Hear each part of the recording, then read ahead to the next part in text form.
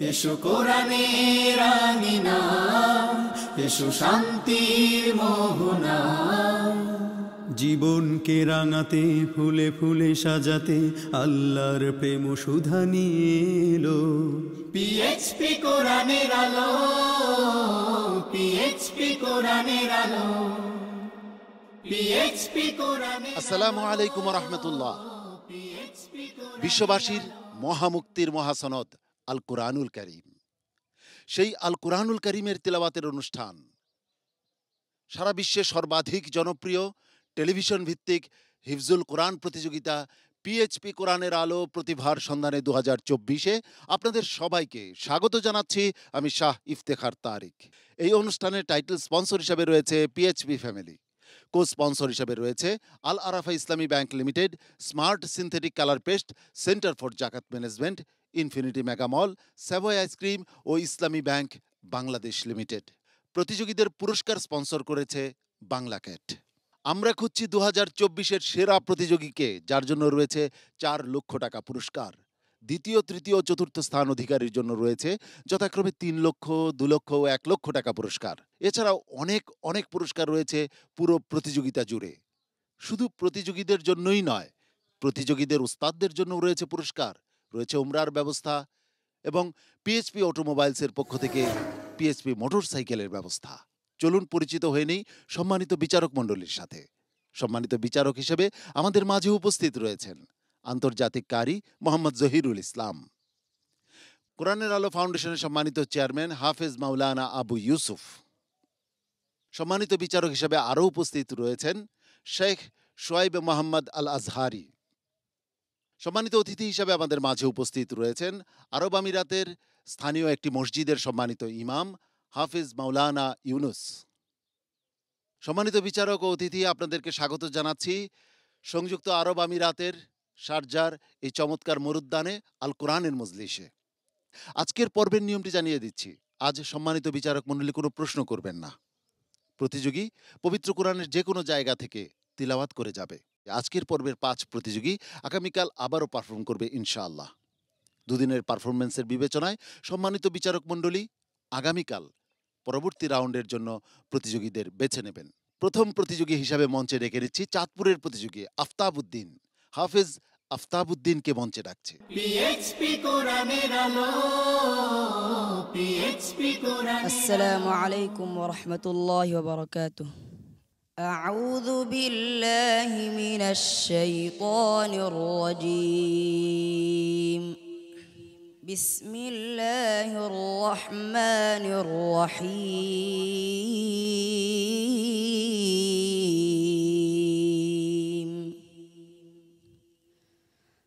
আফানাজআলুল মুসলিমিনা কাল মুজরিমিন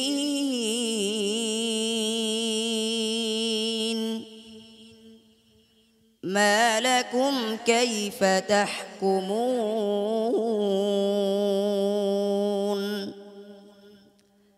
আম লাকুম কিতাবুন ফীহি তাদরুসুন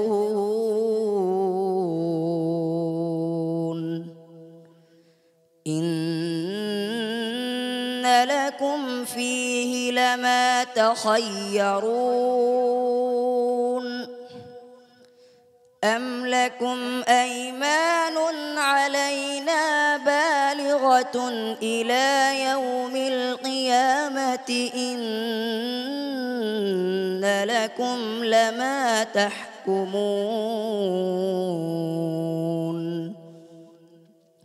سلهم أيهم بذلك زعيم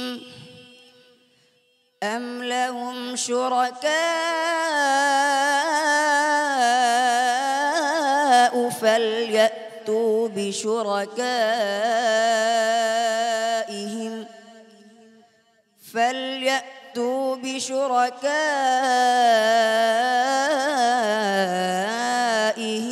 إن كانوا صادقين يوم يكشف عن ساق ويدعون إلى السجود ويدعون إلى السجود فلا يستطيعون خاشعة أبصارهم ترهقهم ذلة وقد كانوا يدعون إلى السجود وهم سالمون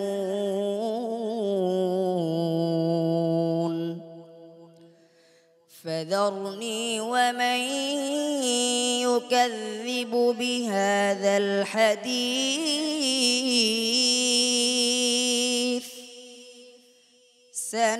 سنستدرجهم من حيث لا يعلمون وأملي لهم إن كيدي متين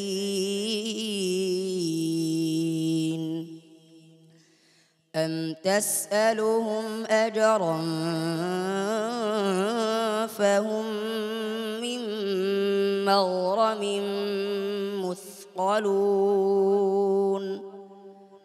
أم عندهم الغيب فهم يكتبون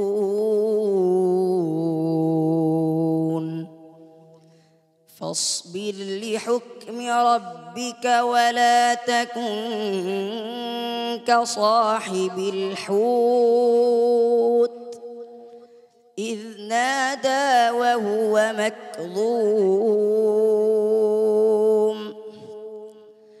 لولا أن تداركه نعمة من ربه لنبذ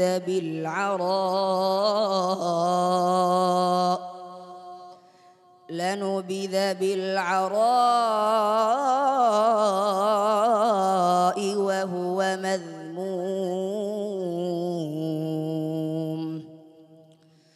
فاجتباه ربه فجعله من الصالحين وإن يكاد الذين كفروا ليزلقونك بأبصارهم لما سمعوا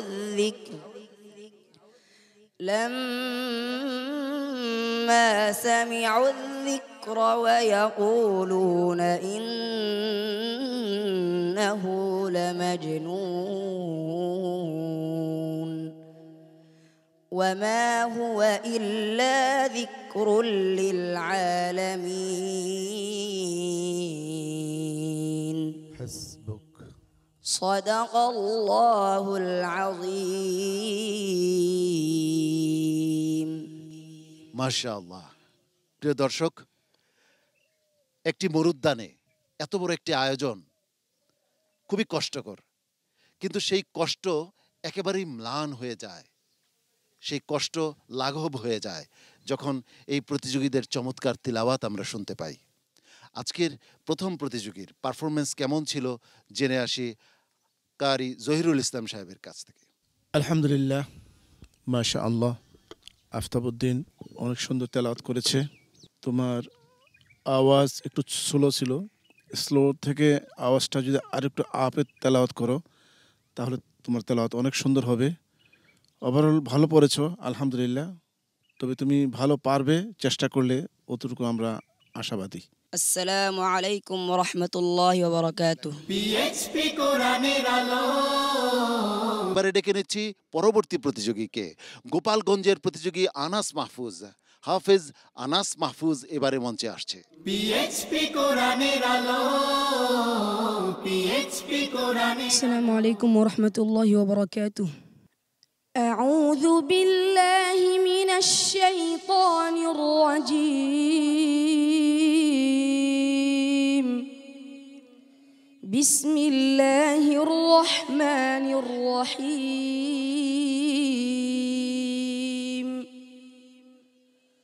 قال فرعون وما رب العالمين. قال رب السماوات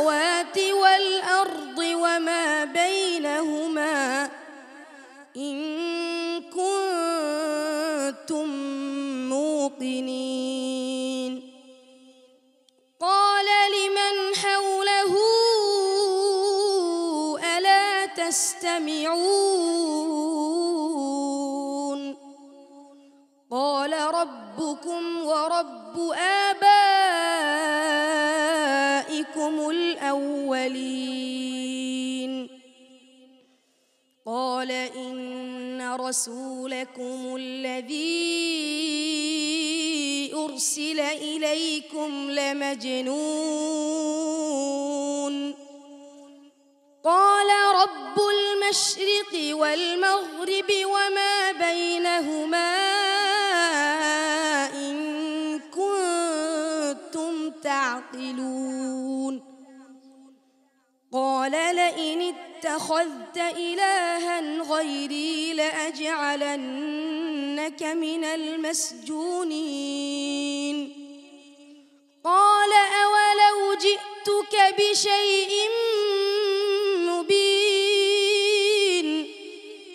قال فأت به إن كنت من الصادقين فألقى عصاه فإذا هي ثعبان مبين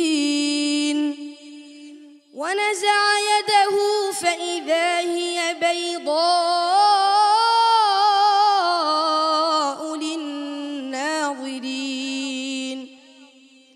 قال للملأ حوله إن هذا لساحر عليم يريد أن يخرجكم من أرضكم بسحره فماذا تأمرون قالوا أرجه وأخاه وابعث في المدائن حاشرين يأتوك بكل سحار عليم فجمع السحرة لميقات يوم معلوم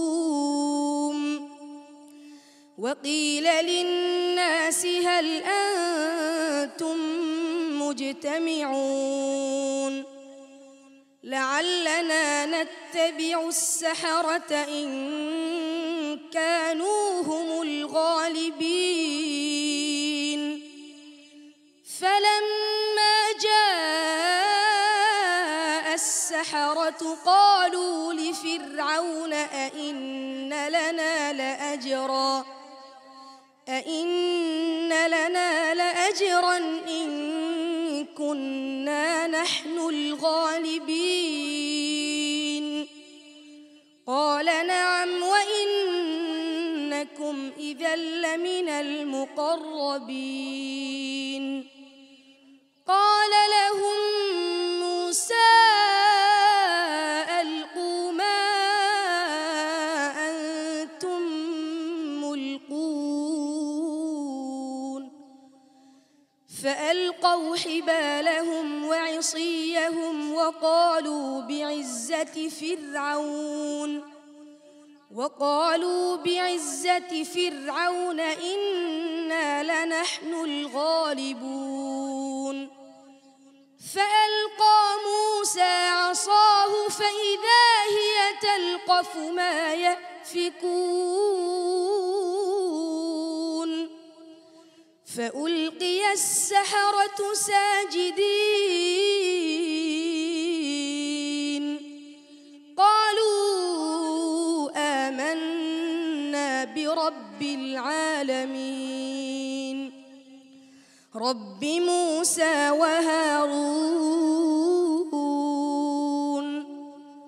قال آمنتم له قبل أن آذن لكم إنه لكبيركم الذي علمكم السحر فلسوف تعلمون ما شاء الله حسبك صدق الله العظيم মাশাআল্লাহ। প্রিয় দর্শক, এই মরুভূমির মাঝে মরুদ্যানে বসে তার তিলাওয়াত শুনতে আমার বেশ ভালো লাগছিল। মনে হচ্ছিল আমি যেন এখানে বসে নেই, আমি বসে আছি কাবার চত্বরে, আর তিলাওয়াত করছেন কাবার কোনো এক ইমাম। সম্মানিত বিচারক হাফেজ মাওলানা আবু ইউসুফ, আনাস মাহফুজের আজকের পারফরমেন্স কেমন ছিল? মাশাআল্লাহ, মাশাআল্লাহ, অসাধারণ। আনাস মাহফুজ, অনেক অনেক মোবারকবাদ জানাচ্ছি তোমাকে। তুমি এমন একজন ব্যক্তির অনুকরণে তেলাওয়াত করলে যা পৃথিবীর সমস্ত মানুষ, যে কোনো কেউ তার তেলাওয়াত শুনলে পাগল হয়ে যায়। আমরা দোয়া করি আল্লাহ রব্বুল আলামিন নিশ্চয়ই তোমাকে ঠিক ওই একটি জায়গায় পৌঁছার সুযোগ করে দিবেন। আমার দৃঢ় বিশ্বাস, এগিয়ে যাও। আনাস মাহফুজ, অনেকের সাথে প্রতিযোগিতা করে তুমি সামনে এগিয়ে যাবে, এই প্রত্যাশা রইল। অনেক অনেক দোয়া তোমার জন্য। আসসালামু আলাইকুম ওয়া রাহমাতুল্লাহি ওয়া বারাকাতুহু। পিএইচপি কোরআনের আলো, পিএইচপি। আনাস মাহফুজের চমৎকার তিলাওয়াত আমরা শুনছিলাম। প্রিয় দর্শক, এবারে ডেকে নিচ্ছি পরবর্তী প্রতিযোগীকে। পরবর্তী প্রতিযোগী হিসাবে মঞ্চে ডেকে নিচ্ছি ইথিওপিয়ার প্রতিযোগী আব্দুল্লাহ খলিফ রশিদ। পিএইচপি কোরআনের আলো, পিএইচপি কোরআনের আলো। السلام عليكم. أعوذ بالله من الشيطان الرجيم. وما خلقنا السماء والأرض وما بينهما باطلا ذلك ظن الذين كفروا فويل للذين كفروا من النار. أم نجعل الذين آمنوا وعملوا الصالحات كالمفسدين في الأرض أم نجعل المتقين كالفجار. كتاب أنزلناه إليك مبارك ليدبروا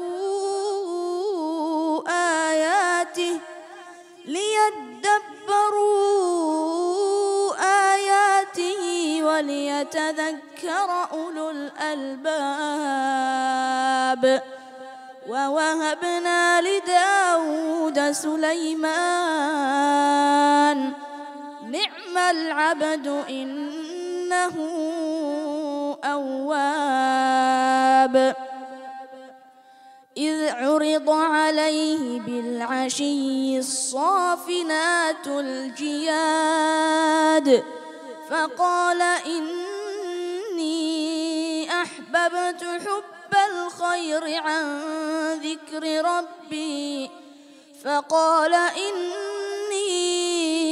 أحببت حب الخير عن ذكر ربي حتى توارت بالحجاب.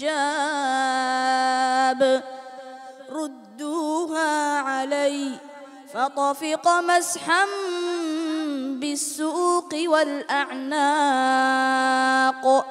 ولقد فتنا سليمان وألقينا على كرسيه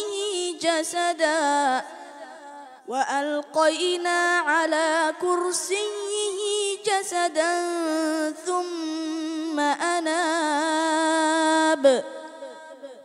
قال رب اغفر لي وهب لي ملكا لا ينبغي لأحد من بعدي إنك أنت الوهاب.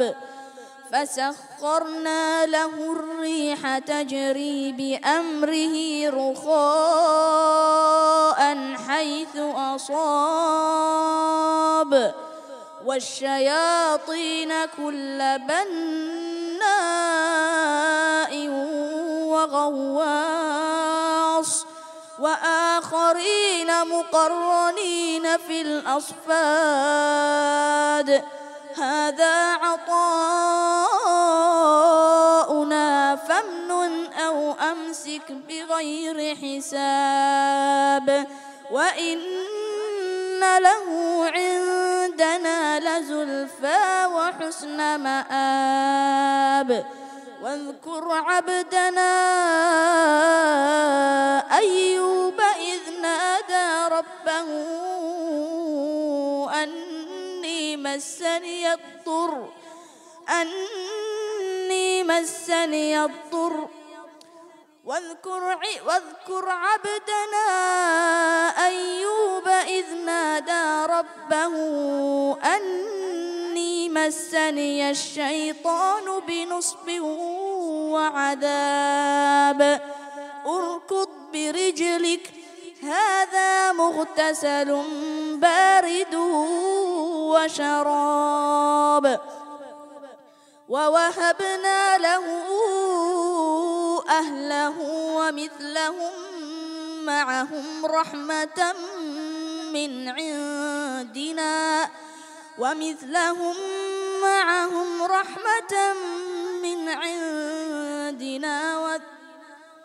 ووهبنا له أهله ومثلهم معهم رحمة منا وذكرى لأولي الألباب وخذ بيدك ضغثا فاضرب به ولا تحنث إنا وجدناه صابرا نعم العبد إنه أواب حسبك PHP কোরআনের আলো মাশাআল্লাহ, চমৎকার। প্রিয় দর্শক, এই তেলাওয়াত যদি ঘন্টার পর ঘন্টাও শোনা হয় আমাদের একটু ক্লান্তি লাগবে না। সম্মানিত বিচারক, ইথিওপিয়ার আবদুল্লাহ খালিফ রশিদ, তার পারফরমেন্স কেমন ছিল? انتظر أنا أعلق التعليق وأنت تسمع وبعد ذلك تمشي. تمام؟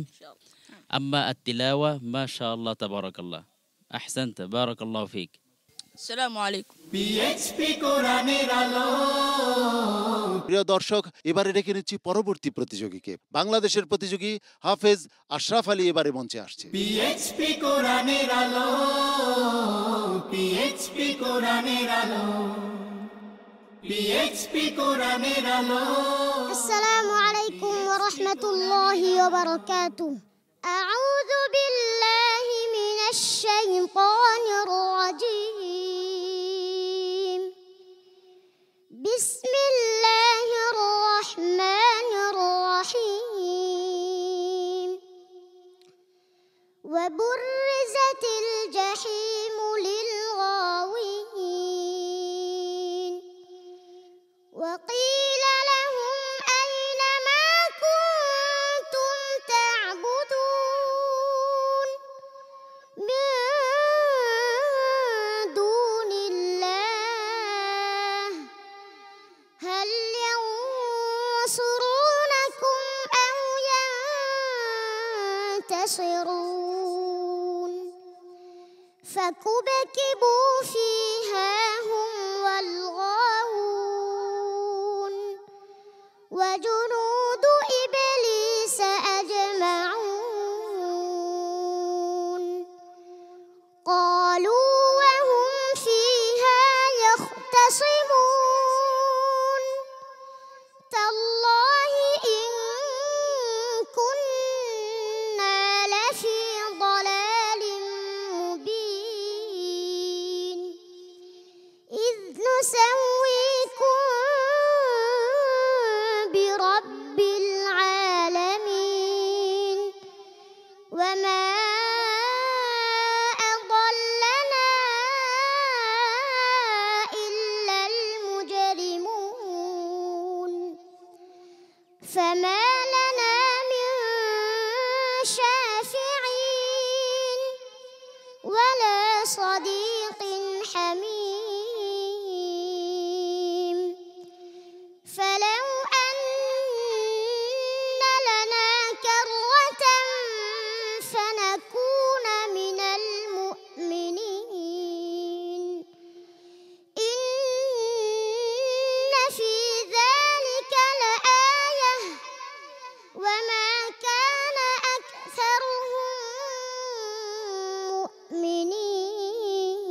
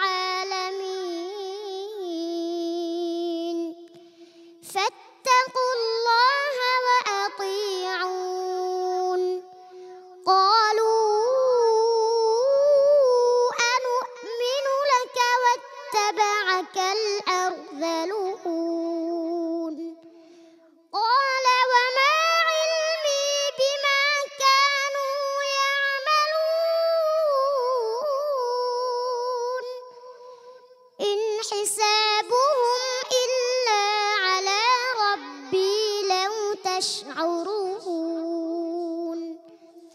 وما أنا بطارد المؤمنين إن أنا إلا نذير مبين قالوا لئن لم تنته يا نوح لتكونن من المرجومين قال رب إن قومي كذبون فافتح بيني وبينهم فتحا ونجني ومن معي من المؤمنين فأنجيناه ومن معه في الفلك المشحون ثم أغرقنا بعد الباقين إن في ذلك لآية وما كان أكثرهم مؤمنين وإن ربك لهو العزيز الرحيم حسبك صدق الله العظيم মাশাআল্লাহ। আশরাফ আলী, আপনার বয়স কত? 8 বছর বয়স। প্রিয় দর্শক, আমি যখন ওকে এয়ারপোর্টে দেখলাম, বাংলাদেশ এয়ারপোর্টে, আমি তাজ্জব হয়ে গেলাম যে এই ছোট্ট ছেলেটা বাবা মা ছাড়া, কেউ ছাড়া, কি দুর্দান্ত সাহসে সে এয়ারপোর্ট দাপিয়ে বেড়াচ্ছে। আমি তার দিকে খেয়াল রাখলাম। সে বিমানে উঠলো, একটুও ঘাবড়ায়নি। সে আরব আমিরাতের বিমানবন্দরে নামলো, ঘাবড়ায়নি। সে প্রতিটি জায়গায় আমি তাকে দেখলাম বেশ সাহসের সাথে সে এগিয়ে যাচ্ছে। আশরাফ আলী আজকে পারফরমেন্স কেমন করলো জানি না। তার বয়স 8, সে 7 মাসে পবিত্র কোরআন হিফজ করেছে। সম্মানিত বিচারক হাফেজ মাওলানা আবু ইউসুফ, আশরাফ আলীর পারফরমেন্স নিয়ে কি বলবেন? যে পথ অনুসরণে মানব খুঁজে পায় মুক্তির সঠিক দিশা, যার পরশে আলোকিত হৃদয় কাটিয়ে অমানিশা, সে পথে আমাদের আহ্বান, জীবনকে করো মহিয়ান। সে পথে আমাদের আহ্বান, জীবনকে করো মহিয়ান। জ্বলে ওঠো কোরআনের মহিমায়, বিশ্বে শান্তির আওয়াজ তোলো। পিএইচপি কোরআনের আলো, পিএইচপি কোরআনের আলো। আল্লাহ তাবারাকাল্লাহ, খুবই অতুলনীয়। আমাদের এই পিএইচপি কোরআনের আলো প্রতিভার সন্ধানের এই প্রতিযোগিতার আমি যতটুকু জেনেছি সবচেয়ে কনিষ্ঠ, সবচেয়ে ছোট প্রতিযোগী, কিন্তু এখন যে পারফরমেন্স করেছে আমাদের সামনে আসলে অতুলনীয়। এটি কোরআনে কারিমের মুআজিজা আমরা সচক্ষে আবারও দেখলাম। আল কোরআনু মুআজিজা খালিদা। আসসালামু আলাইকুম ওয়া রাহমাতুল্লাহি ওয়া বারাকাতুহু। পিএইচপি কোরআনের আলো, পিএইচপি কোরআনের আলো, পিএইচপি কোরআনের আলো। পিএইচপি কোরআনের আলো প্রতিভার সন্ধানে 2024-এ জমে উঠেছে প্রতিভার লড়াই। এবারে ডেকে নিচ্ছি লিবিয়ার একজন প্রতিযোগী, তার নাম ইসমাইল ইব্রাহিম। হাফেজ ইসমাইল ইব্রাহিম এবারে মঞ্চে আসছে। পিএইচপি কোরআনের আলো, পিএইচপি কোরআনের আলো। السلام عليكم ورحمة الله وبركاته. أعوذ بالله من الشيطان الرجيم. بسم الله الرحمن الرحيم. أفرأيت الذي كفر بآياتنا وقال لأوتين مالا وولدا ولدا أطلع الغيب أم اتخذ عند الرحمن عهدا كلا سنكتب ما يقول ونمد له من العذاب مدا ونرثه ما يقول ويأتينا فردا واتخذوا من دون الله آلهة ليكونوا لهم عزا كلا سيكفرون بعبادتهم ويكونون عليهم ضدا ألم تر أنا أرسلنا الشياطين على الكافرين تؤزهم أزا فلا تعجل عليهم إنما نعد لهم عدا يوم نحشر المتقين إلى الرحمن وفدا ونسوق المجرمين إلى جهنم وردا لا يملكون الشفاعة إلا من اتخذ عند الرحمن عهدا وقالوا اتخذ الرحمن ولدا لقد جئتم شيئا إدا تكاد السماوات يتفطرن منه وتنشق الأرض وتخر الجبال هدا أن دعوا للرحمن ولدا وما ينبغي للرحمن أن يتخذ ولدا إن كل من في السماوات والأرض إلا آتي الرحمن عبدا لقد أحصاهم وعدهم عدا وكلهم آتيه يوم القيامة فردا إن الذين آمنوا وعملوا الصالحات سيجعل لهم الرحمن ودا فإنما يسرناه بلسانك لتبشر به المتقين وتنذر به قوما لدا وكم أهلكنا قبلهم من قرن هل تحس منهم من أحد أو تسمع لهم ركزا حسبك PHP কোরআনের আলো মাশাআল্লাহ লিবিয়ার প্রতিযোগীর তেলাওয়াত কেমন হলো জেনে আসি সম্মানিত বিচারকের কাছ থেকে تلاوة جميلة ما شاء الله وأنت أجمل بارك الله فيك حبيبي أنت ما شاء الله صوتك جميل ولكن أنت ماسك نفسك لابد أن تطلع من عندك أحسن الصوت صحيح ولكن أنت قرأت تمام ما شاء الله تبارك الله لك التوفيق بإذن الله السلام عليكم ورحمة الله وبركاته PHP কোরআনের আলো PHP কোরআনের আলো লিবিয়া ইথিওপিয়া ও বাংলাদেশের 5 প্রতিযোগীর পারফরমেন্স আমরা প্রত্যক্ষ করলাম প্রিয় দর্শক আমরা চলে এসেছি আজকের পর্বের একেবারে শেষ প্রান্তে বিদায় নেবার আগে আজকের পর্বের সম্মানিত অতিথি আরব আমিরাতের স্থানীয় একটি মসজিদের সম্মানিত ইমাম হাফেজ মাওলানা ইউনুস তার কাছ থেকে আজকের এই আয়োজন সম্পর্কে একটু মতামত চাচ্ছি পিএইচপি কোরআনের আলো প্রতিবার সন্ধানে 2024-এর পরিবারের সকল সদস্যবৃন্দকে আমি প্রবাসীর পক্ষ থেকে আন্তরিক অভিনন্দন ও শুভেচ্ছা জানাচ্ছি আমাদের সম্মানিত চেয়ারম্যান সাহেব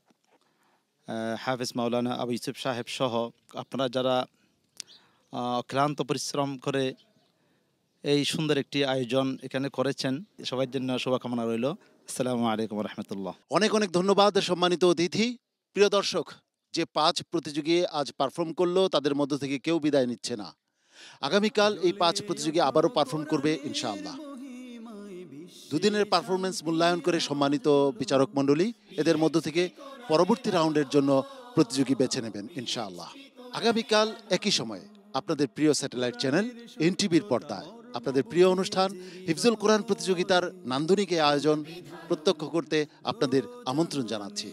মহান রাব্বুল আলামিন আপনাদের সবাইকে ভালো রাখুন, সুস্থ রাখুন, ঈমান ও আমলের সঙ্গে রাখুন, এই প্রত্যাশায় আমি শাহ ইফতেখার তারিক আজকের মতো এখানেই বিদায় নিচ্ছি। আসসালামু আলাইকুম ওয়া রাহমাতুল্লাহি ওয়া বারাকাতুহু।